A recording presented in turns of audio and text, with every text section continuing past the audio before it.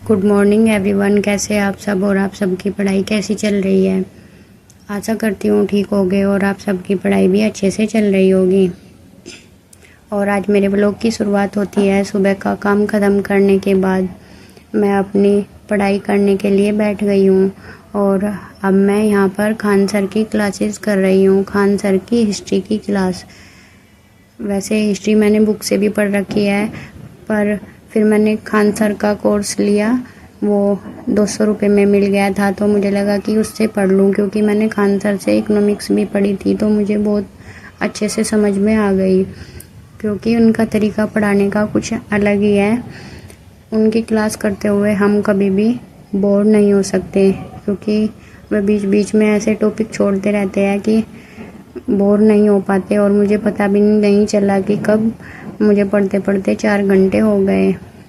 और अब मैं दोबारा से अपनी इकोनॉमिक्स पढ़ूंगी और पहले मैं खाना बना दूंगी सिवाय के लिए, क्योंकि सिवाय स्कूल से आया था तो मैंने उसे अभी खाने के लिए कुछ नहीं दिया। अब जाकर मैं आलू के पराठे बनाऊंगी। वैसे आज कुछ ज़्यादा नहीं बनाना, क्योंकि सिवाय के पापा का आज व्रत है, तो शाम को मुझे जल्दी ही खाना बनाना है।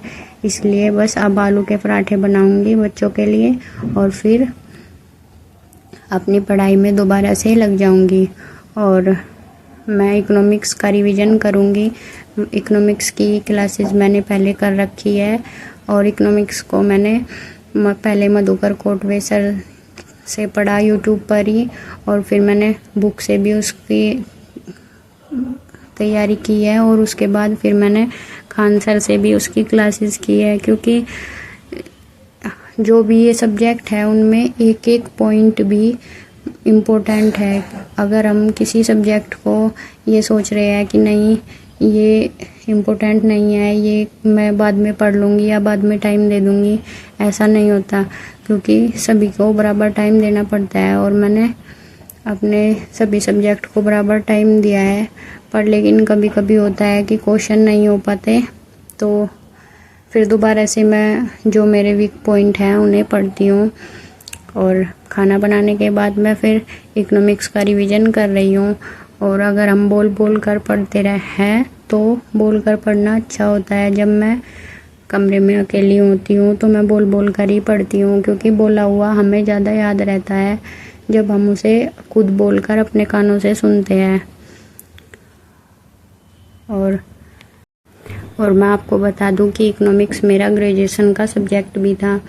मैंने इकोनॉमिक्स इसलिए लिया था ग्रेजुएशन में, क्योंकि ज़्यादा कुछ तो जानकारी नहीं थी। बस ये लगता था कि अगर इकोनॉमिक्स ले रहे हैं तो हम बैंकिंग की तैयारी कर सकते हैं, तो